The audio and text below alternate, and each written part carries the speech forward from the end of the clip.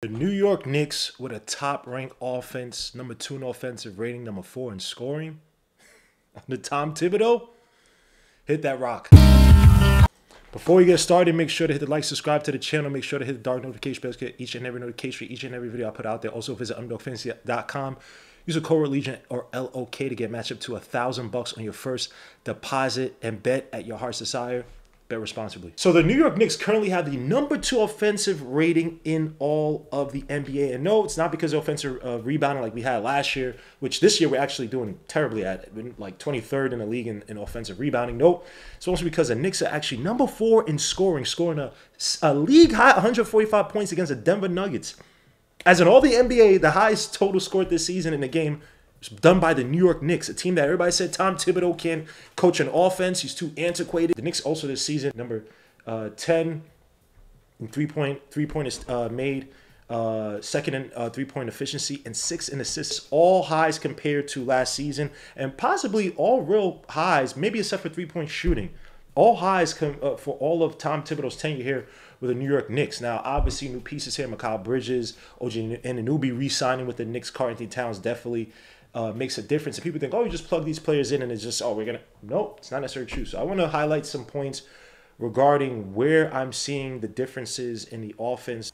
Now, the first point I want to get to and talk about is the embracing of the pick and roll between the 2 best players on the New York Knicks in Karl-Anthony-Towns and Jalen Brunson. Now, it made absolutely no sense for these 2 to not have an offense that was predicated on them working together to start the season. It was stupid. But Jalen Brunson was jacking up shots. Karl-Anthony-Towns' offense was fine for the most part, but times he'd be stuck in the corner for absolutely what? He's not a prolific corner three-point shooter. Shot 9% of his three-pointers from the corner spot last year. Hit 41%, but again, he's not a volume guy. He's not a prolific guy from the corner spots. This year is around 3% from the corner spot. I still believe he's shooting around 0% from the corner spot. It makes absolutely no sense to not have that weapon in a more centralized spot on the floor where you could just run teams ragged between Jalen Brunson, be able to shoot off the screen, be able to tap off the screen, be able to kick out, to pass off the screen, drive away from the screen, not use a screen, full defenders, use Karl-Anthony-Towns on the road to the basket where a lot of guys are not going to stand in front of him, use him in the pick and pop option off the screen. Made absolutely no sense. Now, Corner Sports Radar's data is a little bit outdated because a few games have passed, but Corner Sports Radar, the New York, Jalen Brunson and Karl-Anthony-Towns were the top duo in the NBA regarding pick and rolls at around 1.25 points per pick. Now, this is off 114 picks. This is only behind the Milwaukee Bucks with Dame and Robin Lopez at around 154. And then the Cavaliers at 120 between Garland and Allen. Synergy Sports still have the Knicks when you look at the overall pick and roll offense, including passes. So take that into account when I talk about kicking out to the guys on the outside, your flank guys, your wings who can hit those threes in the corner or from the wing.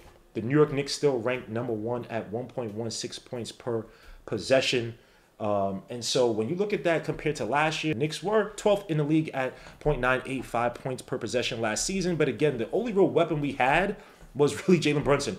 Randall was not running the pick and roll with no damn Jalen Brunson. They just did not run that together. You had some outside wing help and guys like OG Anunoby, Dante DiVincenzo, Miles McBride, but the offense it was a little bit more predictable. You did not have that pick and pop option. You did not have that roll option to the basket. And so Tom Thibodeau, again, marrying his 2 best players, that sounds weird, pause, his 2 best players in such just a basic concept of offense in the pick and roll has created one of the more deadlier aspects of offenses in the NBA. So let's look at some film to kind of show what I'm trying to relate.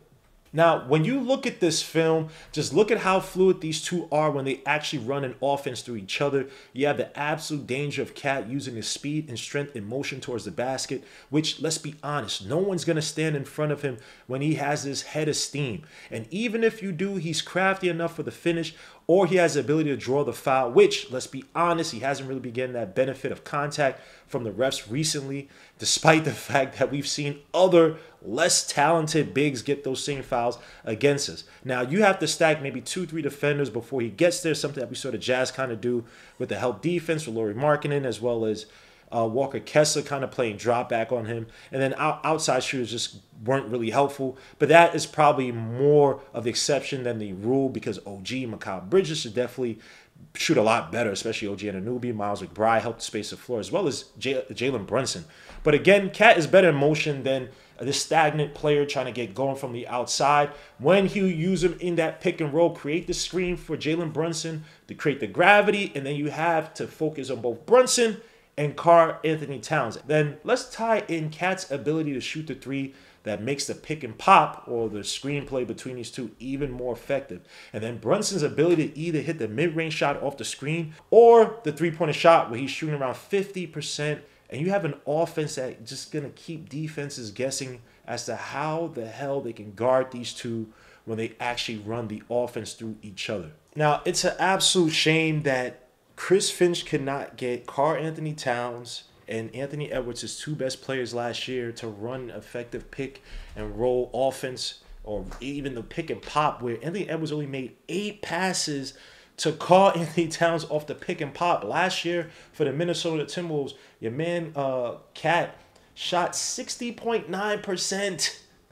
60.9% off all pick and pop. Jumpers 1.804 points per possession, which is elite. This year for the Knicks, he's still shooting a strong 50% from the field. And that takes into account the initial games where him and Brunson weren't even running that as they should have. And he's averaging around 1.5 points per possession, which is elite. Again, with me, because Cat, to me, is still a relatively low IQ player. You got to put in his head. You got to give him the instructions. As much as give me the offense where Cat doesn't have to make these decisions, where I could just get him within the flow of an offense, within the flow of a scheme, and all he has to do is just execute. I don't need you to think any greater. You gotta attack the basket off the pick and roll for the finish. You pick and pop for the shot. I don't have to have you do anything else. Man, it works wonders, and you're seeing it right now with the Knicks' elite offense. Again, the two-man game between Jalen Brunson starts with the pick and roll, pick and pop offense. And from there, everything else blossoms. Play of the two wings, Mikal Bridges and OG Anunoby. Now, granted, Mikal Bridges has been struggling somewhat with, well, not somewhat. He's been struggling with his defense. Defense has been absolute garbaggio, and his three-point shooting really hasn't hit like you wanted to. He's shooting 30% from three-point, which is terrible. But again, the mid-range shooting by Mikal Bridges has been great this season. Tom Thibodeau, those guys. It's embraced the mid-range shooting for how many seasons he's been here with the Knicks, and going back to Chicago. I mean, the guy values the mid-range shot, despite all the analytics say you should shoot threes or attack the basket. Last year the Knicks were, I think, 15th in overall accuracy from the mid-range. This year they're like 5th or 6th in frequency, but they're 3rd in overall accuracy from the mid-range shot. This is only below guys like the Sacramento Kings, who have like the 11th best offense in the NBA, or 11th best offensive rating, and then the Cleveland Cavaliers, who are number 2. Oh no, the Cleveland Cavaliers are number 2 above the Knicks in mid-range shooting, but are the number 1, have the number 1 best offensive rating. Currently, New York Knicks have the number 2 best offensive rating. Excuse me. Cavaliers have the number 1. Excuse me for all this jibble jabble. But again, embracing the mid-range shot, Mikal Bridges is definitely ahead of the pack, shooting 41% from all mid-range shots, which ranks in the 92nd percentile for the Knicks. I'm showing a few examples of how prolific he's been for the mid-range shot. Again, getting easy buckets, some easy looks for the New York Knicks. And then OG and the mother effing newbie, who's been a godsend for New York. An absolute beast for New York this season in terms of his two-way play. I don't want to talk about his defense, but your man has been able to use him anywhere on the floor. The New York Knicks have been allowing him to get more into his offense. The guy who said that he wanted to be more part of the offense. And, again, they're not allowing him to just give him the ball and play make. He's attacking off of closeouts. He's a secondary attacker, but he moves extremely well off the ball, always cutting to the basket, attacks off the baseline, can shoot the three-point shot, can shoot the little mid-range shot. He likes to take a little one, two. Many times if he doesn't, he almost falls to the floor. His body balance is crazy, but averaging 19.1 points this season, 52% from the field, 42% from 3. OG Anunoby has been an absolute beast for the New York Knicks. But I want to just show a few examples of how beautiful the two-man game between these guys have been. Not that they play alongside each other in terms of they play, pass back and all that stuff. It's just that to have these two flanks be able to attack closeouts, and then have, I would say OG is probably more so the closeout three-point shooter guy right now. Mikal Bridges is a guy that they've utilized off the ball to operate off of screens and to move off screens, get into soft spots in the defense. So I'm going to show a few examples to highlight what I'm trying to talk about. So here against the Washington Wizards, absolute wash of a game. But just a highlight. Now, granted, Knicks are up big. But Tom Thibodeau did not take his foot off the pedal, did not take the knife off their necks. That sounds crazy. But, yeah, just seeing this example here with the offense, I don't even say it's stagnant, up big, but it just in this possession, right, get to Cameron Payne. And it looks like the Wizards, again, playing some zone right now. This is what I'm talking about with the Knicks and the mid-range. The fact that teams can't even play zone on us anymore. You know how many years it took for the Knicks to be able to break zones where the only guys who could really hit mid-range shots or really be a threat at the foul line to really play zone breaker was really Jalen Brunson and Randall to some extent. But Randall wouldn't always cut or move into that soft spot within the zone to get that foul line and kind of be that sentry who could to kind of attack the basket or shoot the mid-range shot. It has been a struggle. Now, granted, the past few years have gotten a little bit better, but the early years and even before that, before Tom Thibodeau came, the Knicks could not defeat a zone. And now having just simple, able shooters from the mid-range be able to do it, it's night and day for this offense. You can't double up Jalen Brunson high and aggressive like the Miami Heat have done in years prior and done it successfully against Jalen Brunson or whichever guards that we had. You can't do that anymore against the Knicks.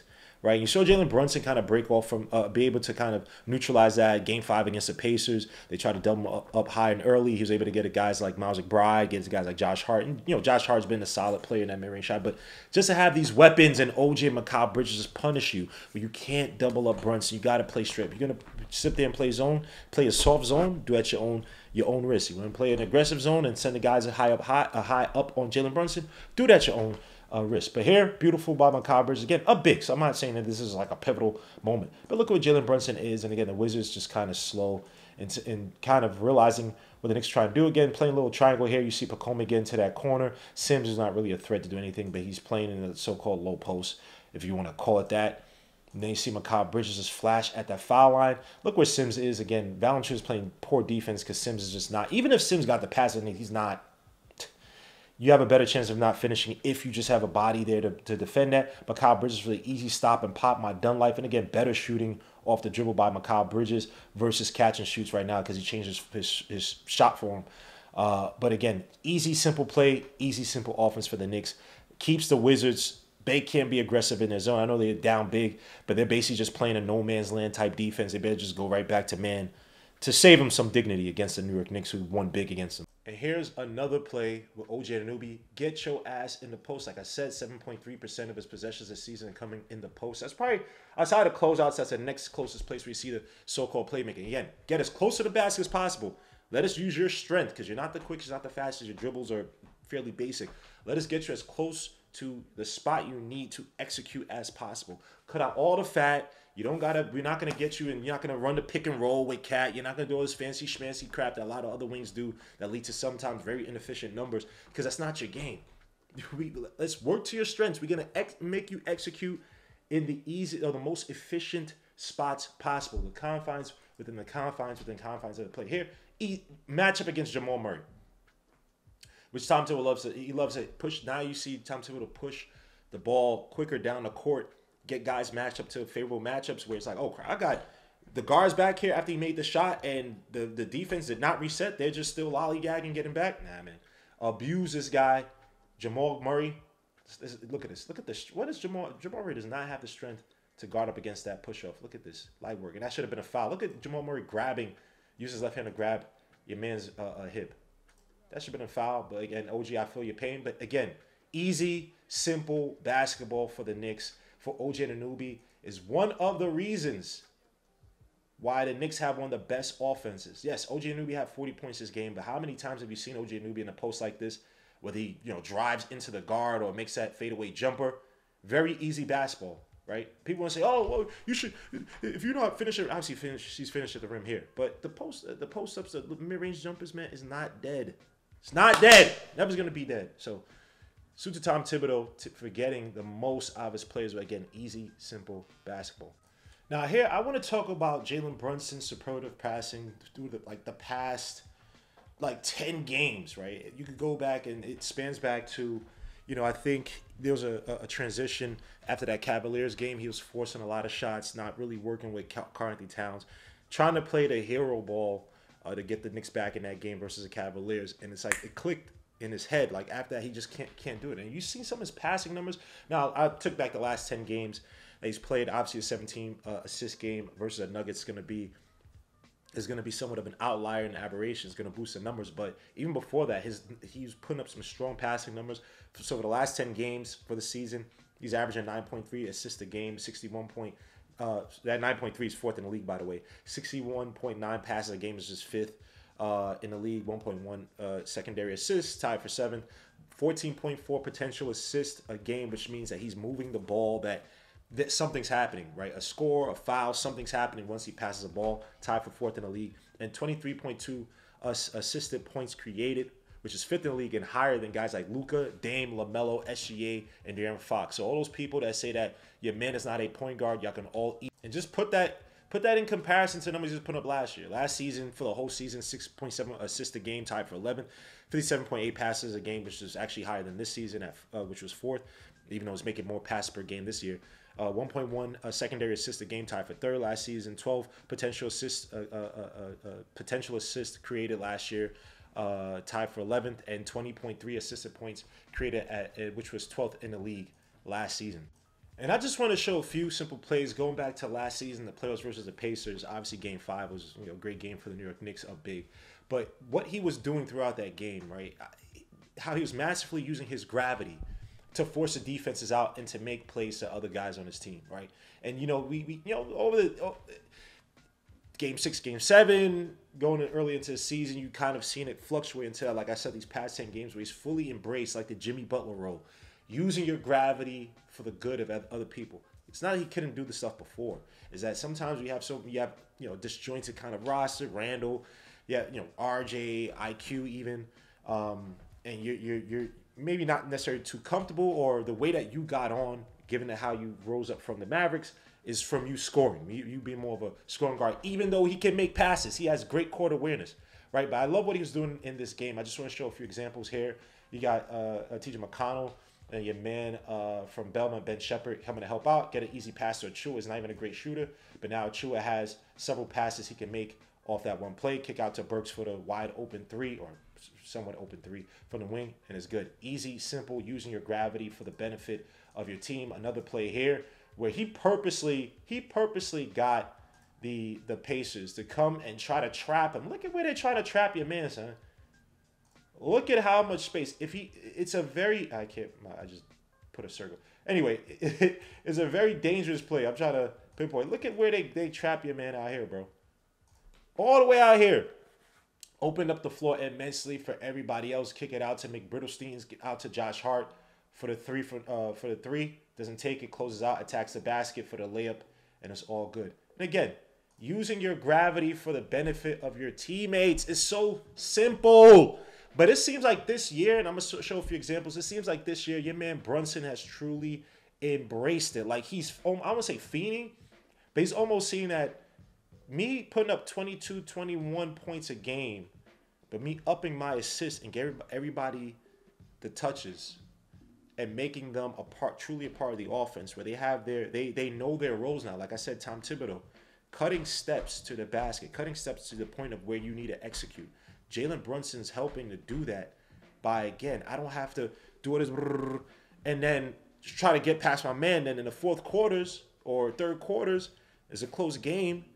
My other guys don't got touches, and I'm trying to kick it out to them, say, oh, do something. There's 7 seconds left on the shot clock. They can't do nothing. They haven't touched the freaking basketball. They don't feel like they're within the rhythm of the game. They may have had a few touches here and there, but they don't feel like they're within the rhythm of the game. This season, I feel like James Brunson, I got you. That's why you see it fourth quarters of games, end of games. He takes more back of that closer role, somewhat of a hero role. First 3 quarters of games, Jalen Brunson is moving the ball. He's helping Tom Thibodeau skip those steps. So simple play here, similar to what we saw with the Pacers series, at least in Game 5 of that Pacers game. Here, just make it easy. Go to defense, because he know that they were trying to double your man Jalen Brunson all game. Jalen Brunson recognizes that. And again, the Knicks are big late in the fourth, but still, anything can happen. Again, getting Cam Thomas. The Nets had a dump deep. And they were doubling Brunson all game. He was doing this all game against the stupid-ass Nets. Right here, easy play. Schroeder now is trying to... Schroeder is so dumb obvious, right? Schroeder's trying to be like, oh, I'm going to try to like rush out and collapse on you in the final 10 seconds to make you possibly get a turnover, try to force. But I will say this: back in the past, many times Jalen Brunson will over dribble, try to reset it, try to split the defense. Not all the time, but many times he did. And it was inconsistent at times, this type of play. So the Nets still got the scouting report from last year. But look at Brunson already. Understanding, your man Brunson understanding that they're going to set the doubles on him. Already has Mikal Bridges. And thank God for Mikal Bridges that we have somebody who could consistently break the zone. Randall could do it, but Randall just, in his head, Randall would still be somewhere out on the wing, some odd spot. But good on Mikal Bridges. Finally, we have some zone breakers. I don't say zone breakers, but aggressive double team breakers. Here, get the easy pass to Mikal Bridges. Can hit that shot. Again, get it to Mikal in the space where he can execute at the most efficient. Easy bucket. And I want to show one more example, man. It's just, against the Nuggets game, 17 assists, absolute monster game by Jalen Brunson. This pass to me is so just nasty. I know people are like, oh, it's simple, right? It's simple pick and roll, little delay, right? Understand he got the really fervent defender over here who's feeding to get over that screen. Feeding to get over that screen, right? Jalen Brunson, mid-dribble, gets it out to him. Now he did pick up the dribble, but still, just to have to bring it back and just serve it so quickly like that, so fluid. To your man OG Anunoby off the pick and roll, just nasty. Finishes over Jokic. Jokic ain't no damn defender. But just like, it's just how Brunson, now it's on another level. And I've seen times where guys have rolled out and he's thinking, okay, let me get this guy ISO. I made the switch, now let me try to get an ISO, right? And obviously the pick and roll cover with Cat, 10 times better than Randall being a pick and roll partner than Randall, helps out. But just here, OG Anunoby, and you'll think there'll be a pick and pop, Russell Westbrook, a little bit lazy to get off the screen, but it's just within the dribble. Boom. He sees it. Yo, do you understand? I remember IQ would have similar plays like this, and he could not make this pass. Maybe it's the fact that we couldn't make these plays in the past before that changed everything. But I remember back in the day, we could not even make this pass. So it's beautiful just to see Jalen Brunson and make these simple, fluid plays, right, and get other guys involved. Again, cut the fat for other players and allow them to just execute in the spots that they need to. The Tom Thibodeau offense, Tom Thibodeau's mind and Jalen Brunson's game have been married to each other. And that's allowing the Knicks to see better days offensively. Not even just better days, elite days offensively. Get simple buckets like this, and you're beating teams like you're bludgeoning teams to death like the Nuggets. Now, how can a team like the Nuggets, how can they pinpoint who to guard up? Now, granted, we can talk about the defense on another video, but when you're flowing like this offensively, who could beat the Knicks? Who? So let me know your thoughts. Let me know your comments, man, at the end of the video, man. I appreciate you guys, but I just want to highlight several factors as to why this Knicks offense has evolved in one of the league's top offenses overall. Let me know your thoughts. Leave the comments. Hit like, subscribe to the channel. It's your boy, Gmo, Legion Knicks. I appreciate you. Peace, salute, God bless, and we are out. Peace.